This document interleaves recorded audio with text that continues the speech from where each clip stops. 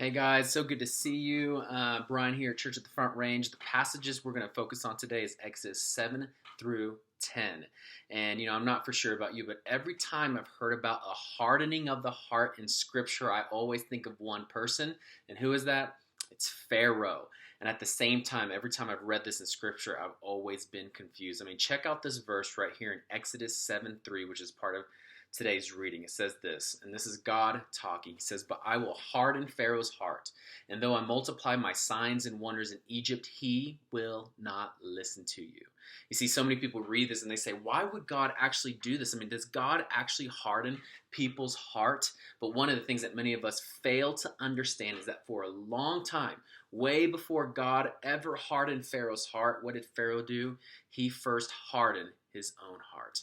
You see, in Exodus 5, we read this yesterday, but he blatantly refuses God's commands over and over and over again. I mean, let's look at Exodus 8:8, and this is Pharaoh talking. He says, "Pray to the Lord to take the frogs away from me and my people, and I will let your people go to offer sacrifices to the Lord." However, as soon as God brings relief and as soon as he receives relief, what does he do? He goes back to his sin and refuses to let God's people go. And then he does this again and again and again and again until finally Pharaoh is fed up at the end. In Exodus 10:28, he says, "Get out of my sight. Make sure you do not appear before me again. The day you see my face, you will die."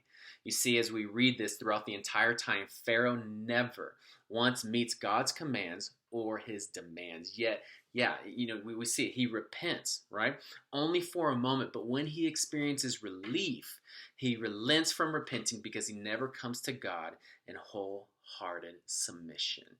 So here's the question, all right? What kind of person repents, but then relents his repenting when he experiences relief? All right, here's another question. What kind of person seeks God for undeserved healing, and when they don't receive it, they're insulted that God actually didn't heal them? I mean, what kind of person negotiates and demands from God to meet him or her on their own terms rather than meeting God on his terms? What kind of person comes to God this way? The person who believes they deserve all that they have. They deserve to have more, and that they deserve to have something better. So let me ask you, is that you? Whether you were passed over for a job or a promotion that you felt like, man, I deserve that job, or you realize that your dreams aren't coming true, or a relationship's not going to go your way or the way that you wanted. I mean, what happens? Do you become angry with God believing that he owed you? Or maybe something bad happened in your life, right? A job loss, or there's a death, or there's sickness, and you said to God, "God, I don't deserve this." Here's the reminder, okay? The love, grace, and mercy and blessings and all the good things that come from God are not what we deserve. In fact, what we actually deserve and have rightfully earned is judgment. However, all good things come from him and by him because of his unfailing love for you. So here are some truths, okay? Not a single one of us is righteous on our own. Do we know that? Not a single one of us does good on our own.